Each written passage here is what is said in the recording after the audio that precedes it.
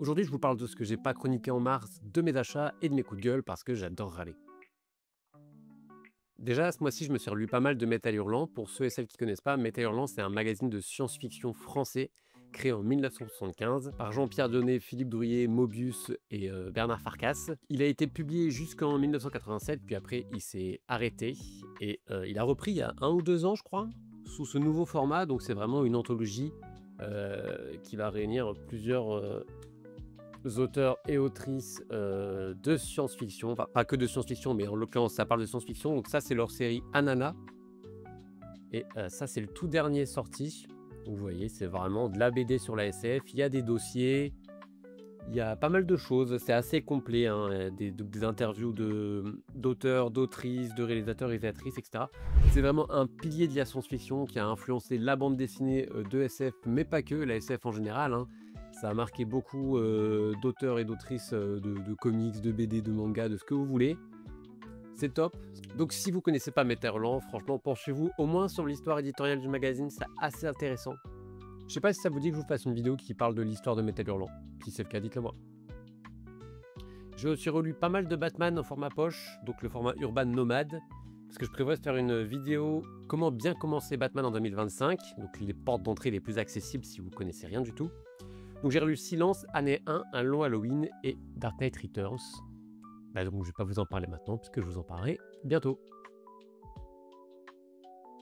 Un de mes gros coups de cœur ce mois-ci, c'est Angelo. Angelo, ça nous raconte l'histoire de 3 enfants qui survivent à l'apocalypse en restant sur une île déserte. Tout le reste de la planète a été détruite par un tsunami. Ces enfants vont avoir des pouvoirs assez atroces pour la plupart, hein. Il y en a un qui peut se changer en oiseau, un autre qui peut se téléporter en décomposant son corps. C'est assez trash. Donc c'est assez trash, mais c'est vachement cool. Regardez, les pages sont toutes magnifiques. Il n'y en a pas une de laide. Il y a 3 ans de travail sur l'album, faut le savoir, c'est énorme. Pas tout le temps très simple à suivre. L'histoire, elle est un peu dense, un peu complexe. Mais si on se penche dessus, franchement, ça vaut la peine. Solo Leveling tome 17, c'était assez cool. C'est de la bagarre, comme on en voit souvent. J'ai lu les 17 tomes parce que, de temps en temps, hein, lire quelque chose sans trop réfléchir, ça fait pas de mal non plus. D'habitude, je vous en parlerai même pas, parce que, c'est cool, mais ça vaut pas non plus le temps de parole que j'y consacre. Seulement, Kabooks a eu la formidable idée de faire une opération promotionnelle pour la sortie du 17, qui consiste à offrir un tapis souris Solo Leveling pour l'achat de 2 tomes. Seulement, vous vous en doutez, la plupart des gens sont à jour sur Solo Leveling. Personne n'a 30 tomes de Solo Leveling à acheter si vous avez déjà commencé à lire. Donc on peut se demander pourquoi cette offre existe. Alors 2 choses, premièrement c'est pour appâter les nouveaux lecteurs, ceux qui commencent la série, qui vont avoir du coup tendance à acheter 1, 2, 3, 4, 5 tomes pour commencer vite, pour rattraper l'animé qui en est à la saison 2, et avoir leur cadeau, le tapis souris. Mais pour les gens comme beaucoup qui sont à jour sur Solo Leveling, comment ils font? Eh Kabooks ils sont malins. Kabooks ils vont sortir un roman, le tome 2 du roman. Donc tout le monde s'en bat les couilles. Soyons honnêtes, vous et moi, on en a rien à foutre du roman Solo Leveling. Seulement, beaucoup de gens vont aller l'acheter pour avoir un peu cette opportunité d'avoir ce sublime cadeau qu'est ce tapis de souris de merde. Chez Kabooks, ça va leur faire forcément de l'argent en plus, mais ils vont aussi se dire, regardez, vous voyez, nos romans, ils se vendent bien. Ils se vendent bien sûr. Tu le vends pas tout seul, tu le vends avec ta merde à côté, et ça, ça marche bien. Et c'est encore un joli coup d'enfoiré par les maisons d'édition, hein. Pas du tout un cadeau. Moi de mon côté, maintenant j'ai pris le parti de plus faire la course aux goodies de merde comme ça. Je m'en fous, même les collectors avec un vieux stand en acrylique comme ça, je laisse tomber, c'est pas pour moi. J'ai aussi lu Kingdom Come, donc en format Urban Nomade, chez Urban Comics toujours, qui nous parle de Superman vieux. Les super-héros ont pris leur retraite et ont été remplacés par des super-héros jeunes un peu imprudents. Et là-dessus, Superman va arriver pour remettre l'ordre après une catastrophe nucléaire. C'est une œuvre magistrale par Ross et Wade. Je voulais la relire pour essayer de préparer une vidéo comme je suis en train de faire sur Batman, mais sur Superman. Seulement, je trouve qu'elle est un peu dure d'accès pour les personnes qui n'ont jamais lu de Superman avant, donc c'est pas celle-là que je conseillerais dans la vidéo qui arrivera, seulement elle est magnifique. J'ai aussi reçu mes 3 tomes de l'Ultimate Universe de chez Marvel en édition intégrale. C'est Hachette qui fait ça, c'est un truc par abonnement.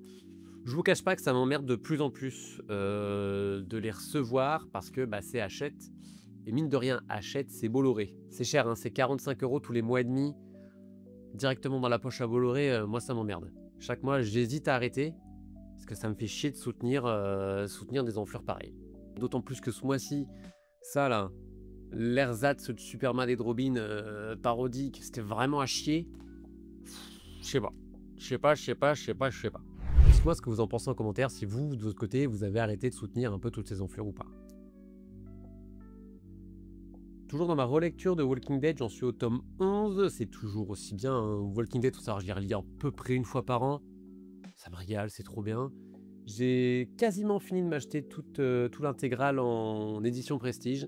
J'avais pas tout. Il manque plus qu'un tome et on est bon. Et entre parenthèses, ça reste toujours la meilleure série de tous les temps, il n'y a pas débat.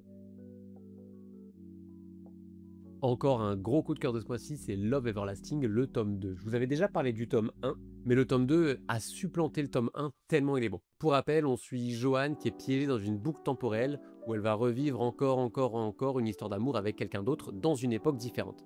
En fait, la BD part du principe que toutes les héroïnes de pulps des années 60 sont la même personne, tellement elles sont caricaturales. Et ce tome de là, il nous parle du mal-être en étant amoureux, du mal-être en étant parent, de la dépression, etc. Tom King est très très fort comme toujours. Elsa Chartier et ses dessins, ils sont magnifiques. Ça me rend un peu triste parce que je suis quasiment sûr qu'on n'aura jamais la suite. Et ça me dévaste puisque c'est vraiment très très bien. Happy Endings, je l'ai lu en bibliothèque donc je l'ai pas là, mais c'est peut-être ma lecture préférée de ce mois-ci. En fait, c'est 3 histoires qui explorent diverses facettes des relations humaines. La deuxième, c'est clairement ma préférée. On va suivre 2 agents temporels qui sont arrivés à notre époque pour résoudre un paradoxe temporel. Seulement, ils vont finir par tomber amoureux du petit village dans lequel ils sont arrivés, qui est proche de la mer, de ses habitants, de ce qu'on peut y manger, des glaces à l'italienne. C'est adorable, je le recommande 1000 fois. Et c'est magnifique. J'ai aussi reçu des Kingdoms, bon bah ça suit son petit bonhomme de chemin, moi là j'en suis au tome 37, c'est l'abonnement Anime Store, qui est plutôt cool, donc vous les recevez avec une petite boîte pour les ranger, c'est très sympa. J'hésite quand même à continuer parce qu'il y a des rumeurs d'une version Deluxe qui arrive et je suis très friand des versions Deluxe.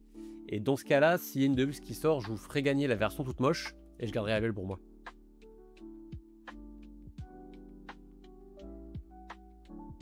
Chroma par Lorenzo de Felici qui travaille aussi en ce moment sur Void Rivals, sauf que là c'est beaucoup plus beau que Void Rivals qui est par moments un peu vide. On suit Chroma, une petite fille qui est enfermée dans l'obscurité la plus totale, dans une tour de la ville pâle, croyant qu'elle est la créature la plus maléfique qui existe au monde.